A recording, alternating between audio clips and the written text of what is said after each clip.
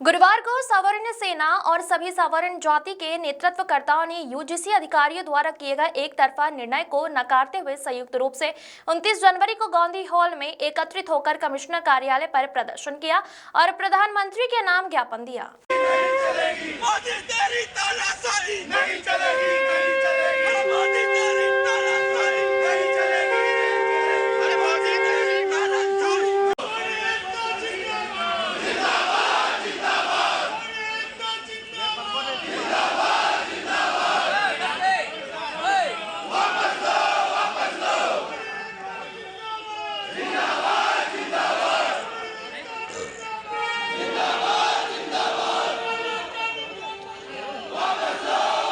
सवर्ण समाज एवं वैश्य समाज के अभय अग्रवाल एवं ब्राह्मण समाज के एडवोकेट विनोद कुमार द्विवेदी ने कहा कि एक और तो हम लोग हिंदू सम्मेलन कर रहे हैं, हिंदू एकता की बात कर रहे हैं, वहीं दूसरी ओर कुछ अधिकारियों द्वारा केंद्र शासन के नियम बनाकर सवर्ण समाज के बच्चों को निशाना बनाते हुए उनके अधिकार के साथ खिलवाड़ कर रहे हैं।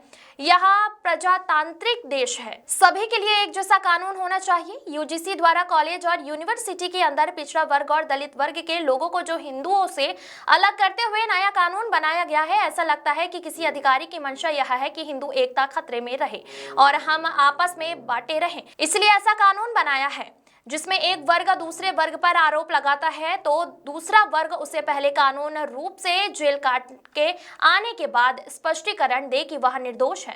हम ऐसे काला कानून का विरोध करते। आज स्वर्ण सेना के तत्वाधान में वैश्य समाज, कर्णी सेना और परशुराम सेना, कायस्थ समाज सभी ने मिलके जो यूसीजी करके जो नया सरकार जो नियम लाई है उसके अगेंस्ट हमने आंदोलन की चेतावनी देते हुए हमने ज्ञापन दिया है, प्रधानमंत्री महोदय को ज्ञापन दिया है संभागायुक्त कार्यालय में जाकर कि अभी हमने सिर्फ हम ये चाहते हैं कि अगर हमारे ये जो स्वर्ण समाज है ये एक सभ्य समाज है, वो नहीं चाहता कि कोई भी आंदोलन हो। मतलब जो आज स्वर्ण समाज को सरकार का कोई सपोर्ट नहीं मिल रहा है, मतलब स्वर्ण समाज का शोषण होता जा रहा है, उल्टा हो रहा है। सरकार बोलती है कि SC ST दलित का शोषण हो रहा है, हम बोलते हैं कि उल्टा नहीं, स्वर्ण समाज का शोषण हो रहा है। सरकार का जो रेवेन्यू है सबसे ज़्यादा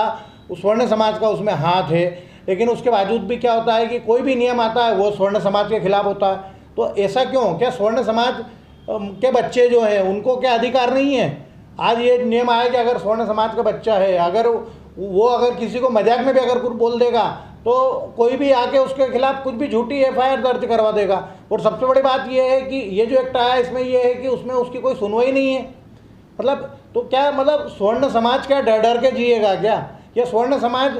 और दूसरी बात है कि सरकार ऐसा क्यों चाहती है? एक तरफ अपन हिंदुत्व सम्मेलन कर रहे हैं, हिंदुत्व की बात कर रहे हैं, हिंदुओं को एक करने की बात कर रहे हैं, और यहाँ अपन जातिवादी में सरकार बांटना चाहती है, SC ST OBC ये वो अगड़ा पिछड़ा। तो ऐसा क्यों चाहती है सरकार कि भाई इनको बांटना है अपने को?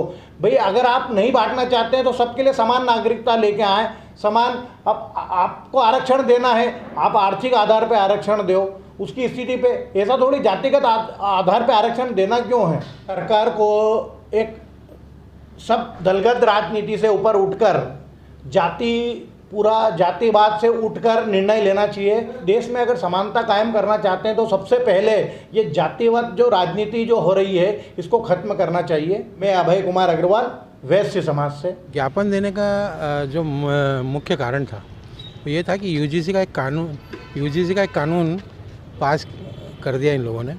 धर्मेंद्र प्रधान जो है शिक्षा मंत्री और इसमें प्रधानमंत्री गुजरात के 2 भाई के थे, उन्होंने इसको सहमति से उनके हुआ है।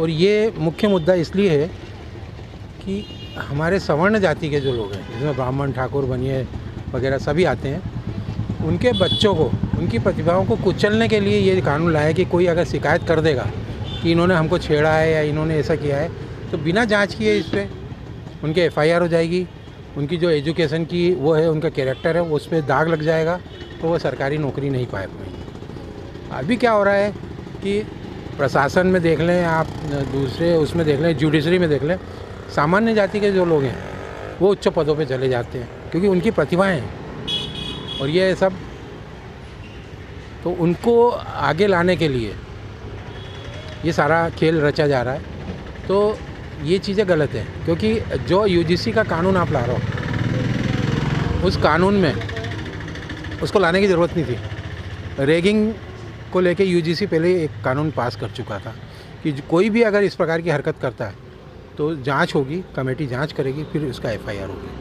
आप तो यहाँ पे बिना उसके, कल से मैं मान लीजिए कि मैंने मोदी जी तो पिछड़े वर्ग के, तो उनका तो कुछ नहीं बाल बाका होगा, लेकिन मैं अगर कुछ बोलूँगा तो वो हाँ कर देंगे तो मेरे पे एफआईआर हो जाएगी।